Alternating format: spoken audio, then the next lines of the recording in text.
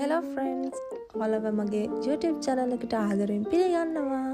ඉතින් අදත් මම ඔයාලත් එක්ක අලුත් වීඩියෝ එකක් බෙදා ගන්න බලාපොරොත්තු වෙනවා. ඉතින් අද ටිකක් විශේෂ දෙයක්. ඉතින් මගේ යාළුවෝ, මගේ family එකේ අය අහලා තිබ්බා daily vlog එකක් මගේ දවස ගෙවන විදිහ ගැන විස්තර කරන්න කියලා. ඉතින් ඇත්තටම මම අද බෙදා ගන්න යන්නේ මගේ සාමාන්‍ය දවසක් ගෙවන විදිහ.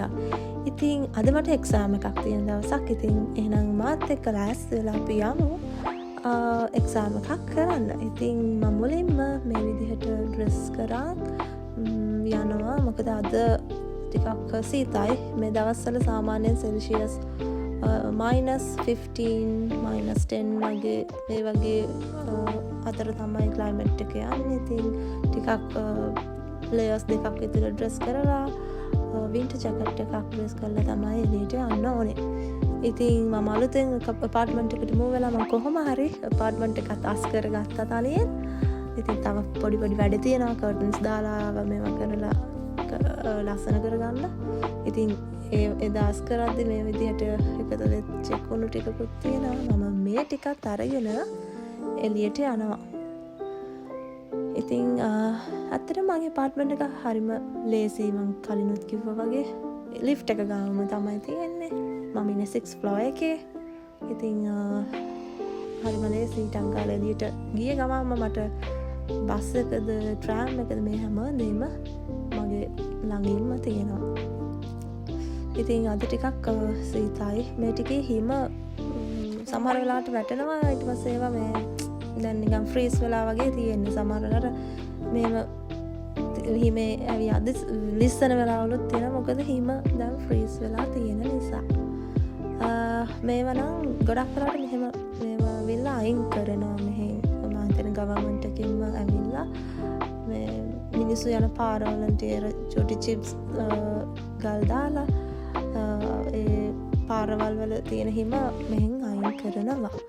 ඉතින් ওই විදිහට මම මේ විදිහටම එළියට බහලා යද්දිම මට හම්බෙන්නේ මගේ ට්‍රෑම් ස්ටේෂන් එක. ඉතින් ඒ නිසා ඇත්තටම හරිම ලේසි කැම්පස් එකට ඕනම තැනකට යන්න ට්‍රෑම් එක ළඟම තියෙන නිසා. ඉතින් දැන් මම යනවා. ඉතින් මට තව විනාඩි 6ක් වගේ තියෙනවා ට්‍රෑම් එකක් එන්න. එතකම් මට පොඩි වෙලාවක් මෙතන ඉන්න වෙනවා.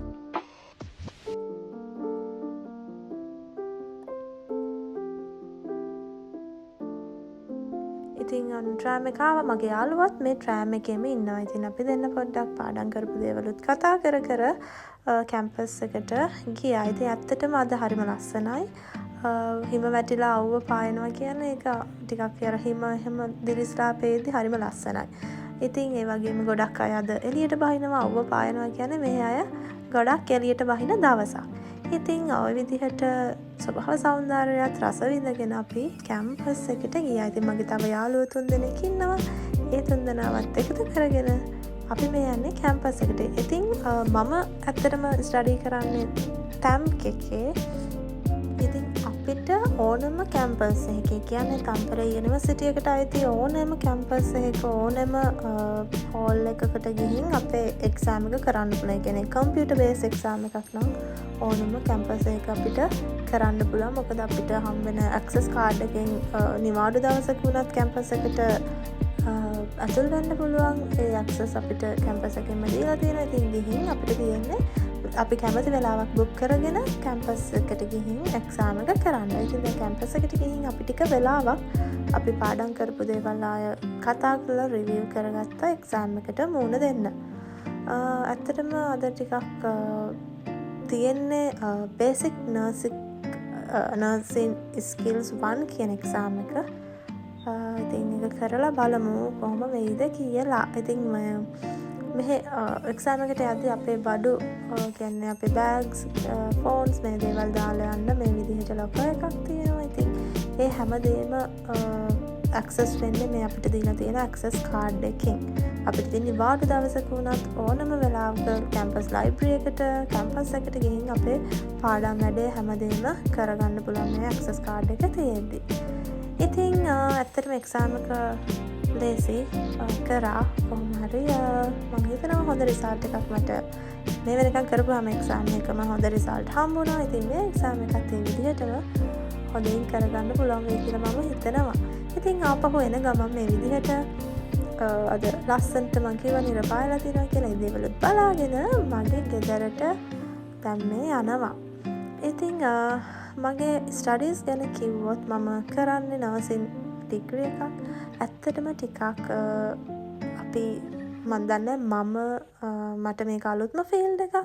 ඉතින් ඒ නිසා මට ටිකක් ලොකු එෆෙක්ට් එකක් දීලා ස්ටඩීස් කරන්න ඕනේ. මොකද නර්සින් කියන්නේ මිනිස්සුන්ගේ ජීවිතත් එක්ක කරන ජොබ් එකක් නිසා. ඉතින් ඒ වගේම ෆින්ලන්තේ නර්ස් කෙනෙක් කියන්නේ මම දන්නේ අනිත් යුරෝප් කන්ට්‍රීස් වල කොහොමද කියන්නත්.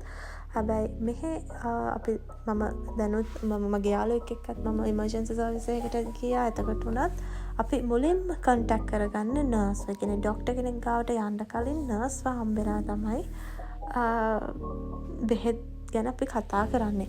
ඉතින් ඒ නිසා මං හිතනවා නර්ස් කෙනෙක්ට ලොකු දැනුමක් තියෙන්න ඕනේ රෝගියෙක්ව හඳුනා ගන්න. ඉතින් ඒ නිසාද මන්දා මගේ කැම්පස් එකේ තම්ප් එකේ අනිත් මං හිතන අනිත් ඩිග්‍රීස් වලත් එහෙම ඇත්තේ. ඒ කියන්නේ නර්සින් ඩිග්‍රීස් වල අනිත් කැම්පස් වල තියෙන ඒවා.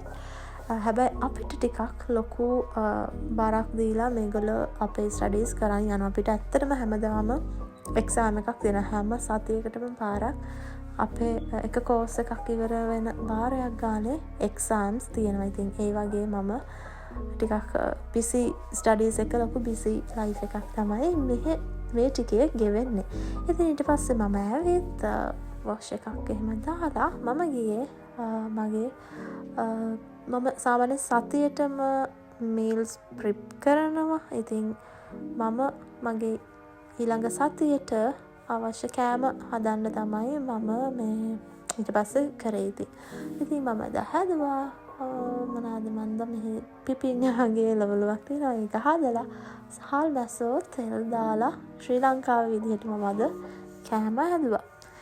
ඊට පස්සේ මම කෑමත් කාලා ඊට පස්සේ මම බැලුවේ මගේ ඊළඟ සතියේ. ඉතින් අද ඉරිද දවසක් නිසා මට ඊළඟ සතියේ කරන්න තියෙන වැඩ මොනවාද කියලා මගේ ටයිම් ටේබල් එක චෙක් කරලා ඒවට රෙඩි වුණා. මොකද ගොඩක් වෙලාවට මට ස්කිල් ස්ටේෂන්ස් වගේ දේවල් සෙට් තියෙද්දි අපි අනිවාර්යයෙන්ම කරලා යන්න ඕනේ ප්‍රී ටාස්ක් තියෙනවා. ඉතින් ඒව නොකර ගියොත් අපිව ලෙක්චර්ස් වලට ගන්නෙ නැහැ. මෙහෙ ටිකක් ස්ට්‍රික්.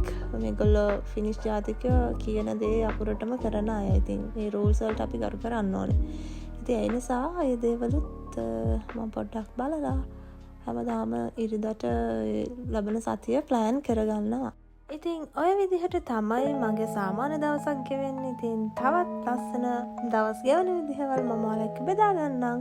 ඉතින් මාව සබ්ස්ක්‍රයිබ් කරලා මාත් එක්ක දිගටම රැඳී සිටින්න කියලා ආරාධනා කරනවා. මාව සබ්ස්ක්‍රයිබ් කරලා මගේ වීඩියෝස් බලන ඔයාලටත් ගොඩාක් ස්තුතියි. එහෙනම් බයි.